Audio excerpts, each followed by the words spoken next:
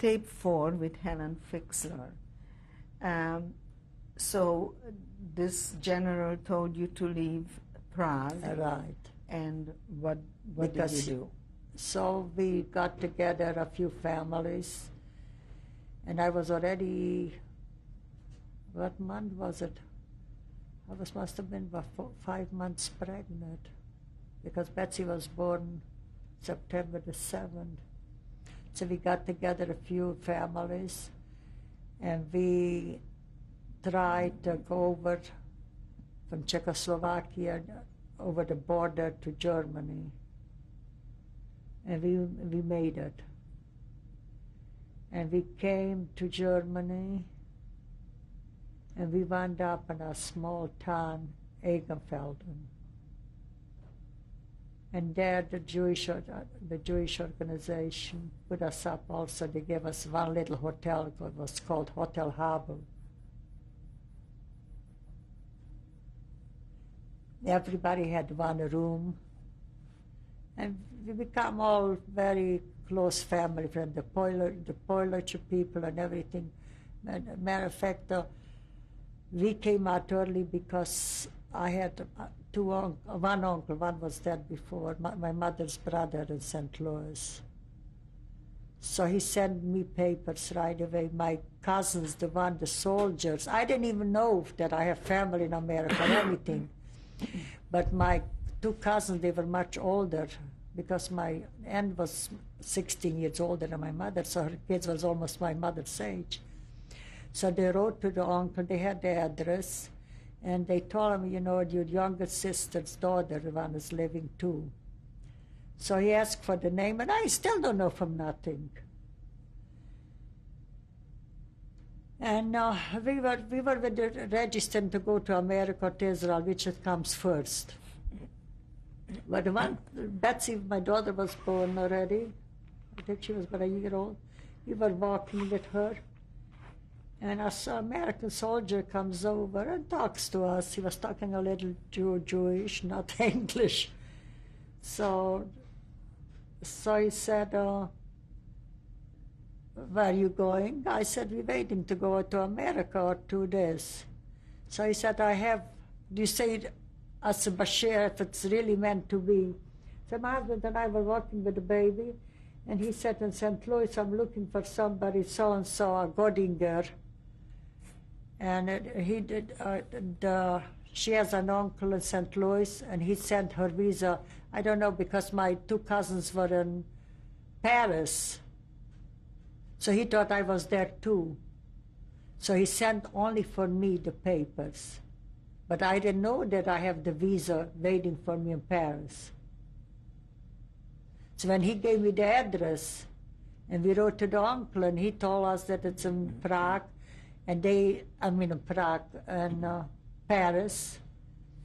So somehow, I don't know who helped us. It's such a detail that I can't remember. They sent back the visa to Germany, and right away they started working on everything. On March the 2nd, 1948, we came to America. Do you know what large city was Egerfelder near? Must have been about 30,000 people at least. No. What was the largest city next to it? The closest? Munich. Yeah, we needed to go to the concert, everything, we had to go there. So when did you actually come to the United States? March the 2nd, 48, we came in. How did you get here? Pardon me? How did you come to the United States? With a boat. Do you remember the name of the boat? Yes, Marina Flasher. Can you tell us about that journey? It was a very pleasant journey, because the baby and I, my uncle sent us in first class. It was just unbelievable. We never saw so much food and so much everything, and the treatments, it was unbelievable. unbelievable, like a real honeymoon, let's put it that way. But my husband was sick. He was the whole time sick. The baby and I, Betsy was exactly five days short for her year and a half old. And she was the only baby, and everybody was, we had a very, very pleasant trip here. Were there any other refugees with you? Yes, yes, yes. How many? How many of you? The one I remember, it was the 3 sisters, and there were 2 brothers. Must have been about 20 at least. Describe the first thing you saw when you came near the United States. First thing I saw. I really don't know. I couldn't describe it at all. Come to the United States. You know, you build it. I don't know what I was thinking, or what I saw, what I remember. I can.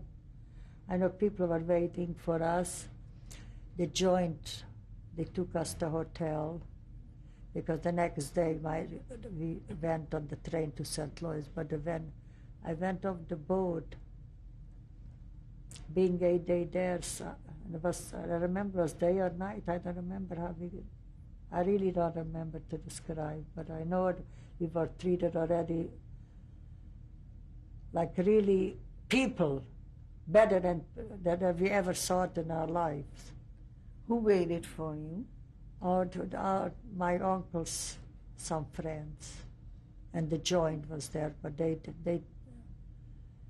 took us to the hotel. I think they took us to the hotel, and we had the food there and everything. And do you remember which hotel, where it was? No, not at all. You stayed in New York? I think 3 days altogether. 3 days, and then we went with a train to St. Louis. What happened there? Then, would you believe it, I never saw my uncle. I never saw any of the family. I never knew from them. And when the train was going to a stop, I asked my husband, I told my husband, this is my uncle. He looked exactly like my aunt, oldest, whatever, her 2 sons, exactly. And he had also a daughter, she just died. Etty was exactly my age. She was also married with 1 child, and he has 1 son still alive, Sonny. And we stayed with them 4 weeks. He had a nice big house. And after 2 weeks, my husband got a job to be a janitor in the bank, cleaning at night, I think. And after a while, he got a little bit experience, where to go. So I took a few hours, a daytime job to press pans. But there in St. Louis, there was no refugees, nobody. We were really lonely. We were there about 6, 7 months. And we had a very good friend in Cleveland. He is still but very sick. He was a baker from home. So we talked to him. We said, why don't you come and learn to be a baker? First, they hired him also to do the janitor work, and he stayed extra hours. After 7 months, he left and went there to Cleveland, and I stayed. We rented already a room for ourselves. And after 4 weeks, he sent me money. He said, I found an apartment, and my friends found, and we're gonna stay here. He told me all my friends are there from home, what I know, and everybody said, we're gonna be much happier here. So he was a janitor, but he started right away with $70. That he make in 2 places $70. And after a few months, he became a baker.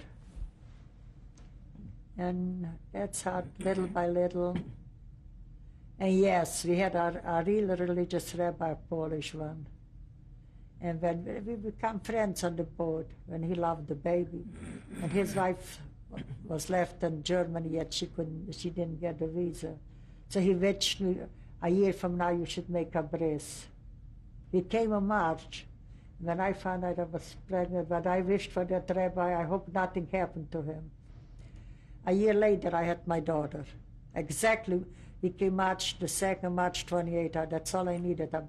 March the 28, I had Esther. But by that time, we did already, we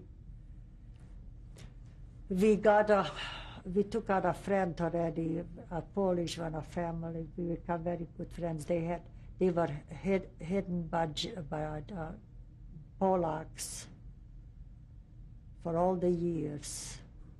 And they had a son. He was 7 years old when they come. He was growing up as a Gentile boy with a family. And they just stayed in the basement. He didn't know that he has a family. That was his family. So in 1949, we took them out in the beginning. And in December of 49, we bought already a duplex. We borrowed $800 from one place and we saved a few months. And for $8,000, we bought in Cleveland a duplex. And my husband worked in a bakery, and then I started to work. He works night, and I worked in the afternoons from 2 to 10, and he worked from 11 to 7 in the morning, like the bakers are doing. What did you do? Sales lady.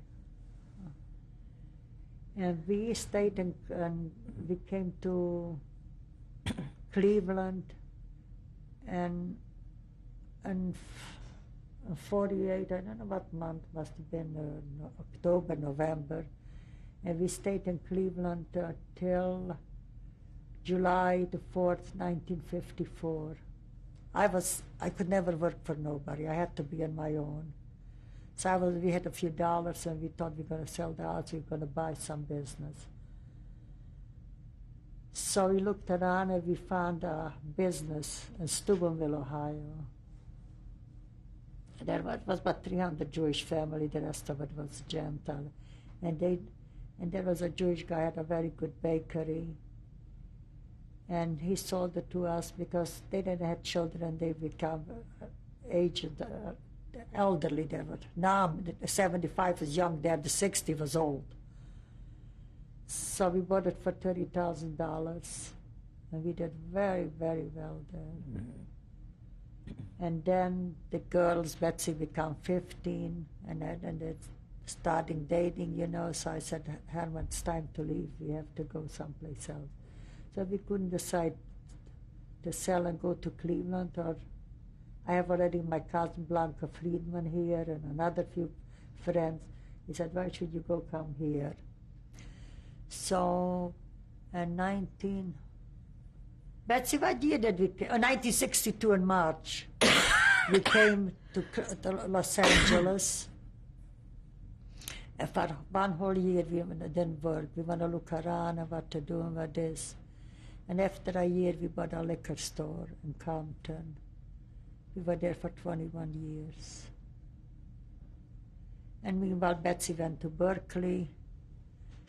And the kids were happy here. I was very happy. In the beginning, they cried. They want to go back. They don't know nobody. They went to high school.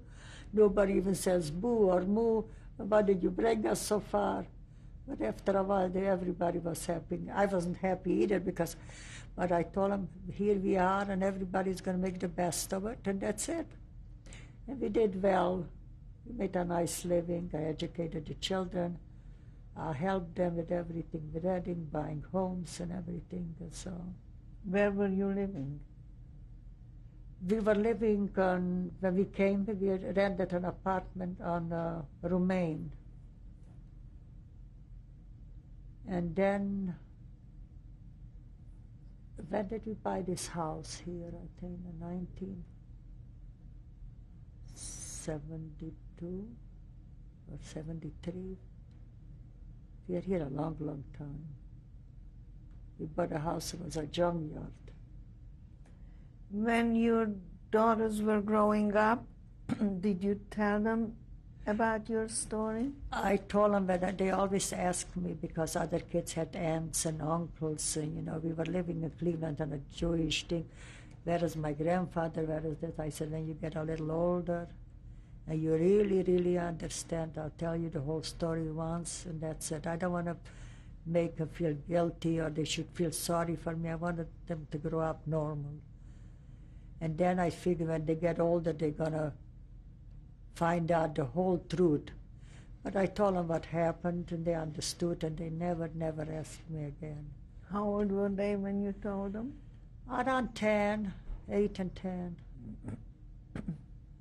And you know, I cried and everything there, but they found after a while, with the kids between them, they were talking, you know, teenagers, what happened this and what happened this, and they found out a lot. But then they knew already. We were talking about it, and they become older. But I never felt them guilt, made them, they should feel sorry for me or something. No, I don't want that. And how did you raise them as far as Jewishness? Yes, they didn't go to just the Sunday school. And you know, small towns like Steubenville, the Jewish community really kept together. They went with Brit and with Hadassah, they rented buses. The closest town was Pittsburgh. So once a month we all go to the ball games, to the Brit functions. Yeah, they were brought up Jewish, they know all about it. Did you immediately belong to a synagogue? Yes, here, yes.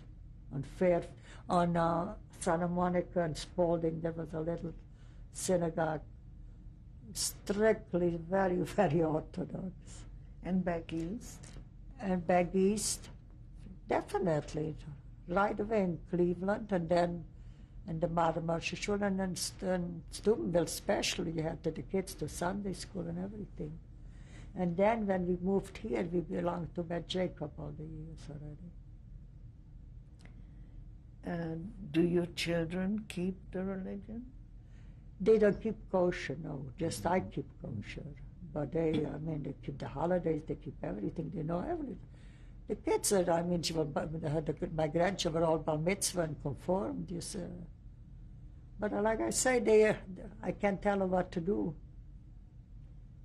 Do your grandchildren know about your story? Yes. They all know what it is. After all, they're not babies. The baby's 21.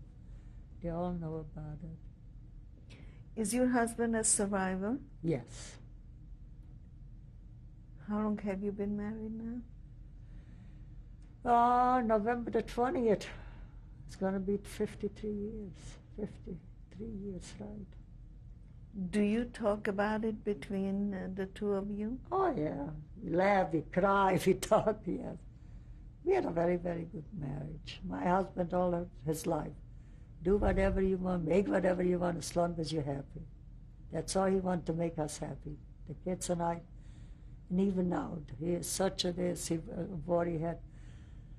The kids, after all, she's going to be 53 next month, 52 next month, and the other one is 49.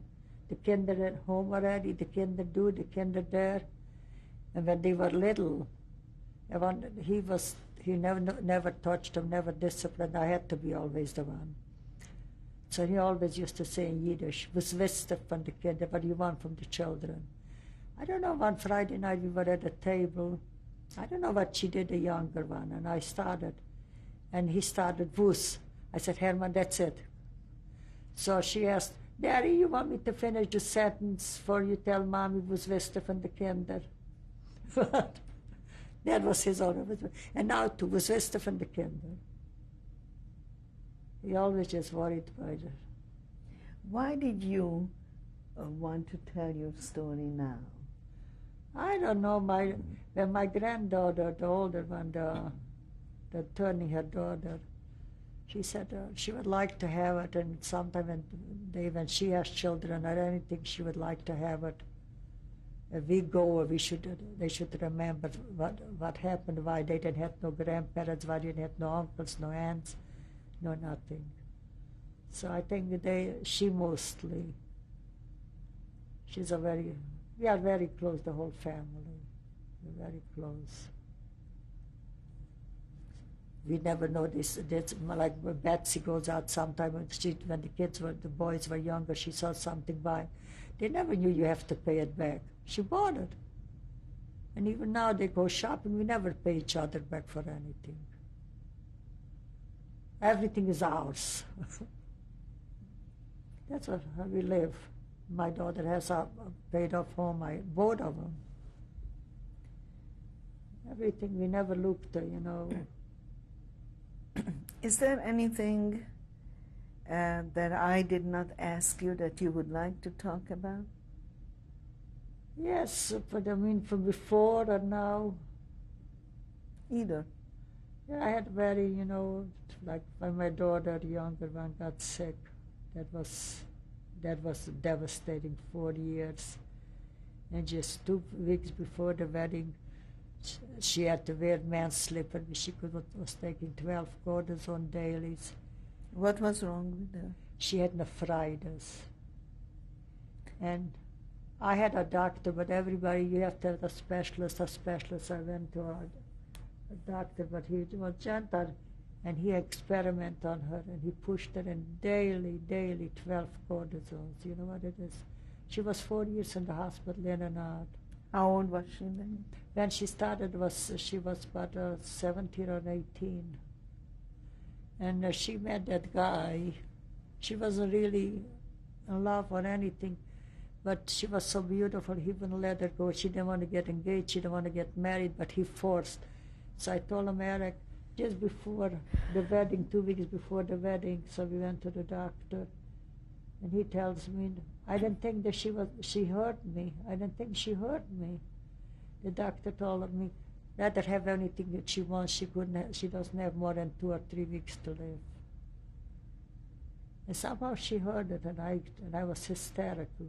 And she came over, and she said, Mommy, let's make a deal.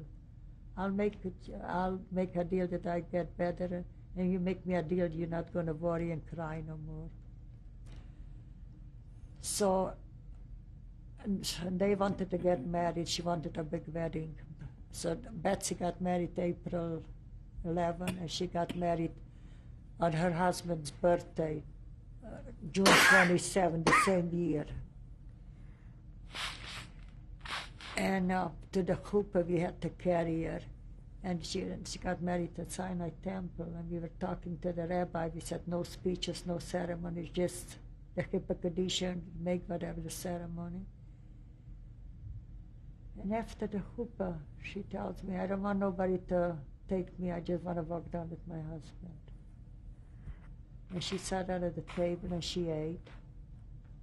And then she was wearing men's slippers. She couldn't put on no shoes. You saw the picture. She looked from one to the other one. And she sat down and she ate, and then she said, I want to have the first dance with my husband.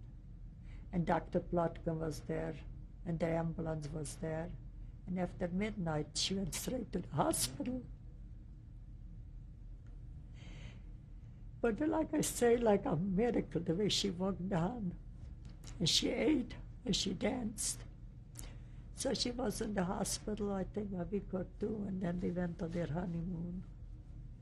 So it took little by little. She went back to the hospital, in and out, and little by little, daily. You could see it took a year and a half, and everything went down. And she got married 69, and Michael was 26, I think. 2.5 years later, she got the first baby. So now, she's not as strong as, the cortisone weakened her bone, and she couldn't lose the whole weight, and they had to take out her thyroid. So thank God for that. How is her health now? Pretty good. She works for Modern Power already many years. She's a paralegal. Her husband helped her finish college because the papers and everything. He was so in love. That was a 40 love. Nobody. I told his parents, everybody knows that. I said, it would be my son. I'd take his head off. Who is he marrying there? He didn't care. There was nobody in the world. He said, 2 weeks with Esther's better.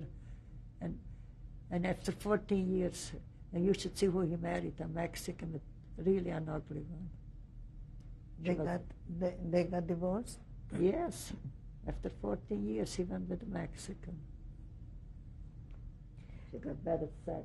How many children two does boys. your daughter have? Esther, the younger one, has the two boys, Michael and Stephen, and Betsy has two girls, Sandy and Laurie. And is there anything you would like to tell your grandchildren for their future? One day I'll tell them. I mean, more or less, we talked already. But is there a message that you really would like to leave with them? They should continue the family and the closeness. This is to me the most important. They should take care on each other. If somebody, there's someone like told them, if they should be like it was now. You should not, this is mine, and you have more, and somebody needs it. You should always be there for each other. That's my main concern, because they don't have no uncles, no aunts, no cousin, nobody. I always thought I'll have a big family, but you know, after two, you couldn't have to work and everything. But that's my main concern. They should just keep close and take care of each other. Then I'll be in peace. Thank you. I know you have some pictures we would like to show now. This is the picture. On the right side, I am Helen Fixler, maiden name Godinger. And on the left is my husband, Herman Fixler. And that picture was made on my oldest granddaughter's bar mitzvah in 1984. Where? In Sinai Temple in Los Angeles, California. This picture is my oldest daughter's wedding. On the right is her husband, Harry Strassner. And on the left is my daughter, Betsy. This is their wedding day in 1970. What is Betsy's last name? Strassner. And her maiden name is Fixler. What year? 1970, April 11th. Where? Temple What city? Los Angeles. Thank This is my younger daughter, Esther. Esther? Esther What's her Fixler. last- Esther Fixler. No, she is Esther Dean. The maiden name is Fixler. She is divorced. Where was this picture taken? There was picture she was going for modeling at the studio, but I don't know where the studio, someplace in Hollywood it was, but I don't know the place. In California? And Los Angeles, California. And what year? What year? Esther was born in 49, and she was 17. I can't figure out the year what it was.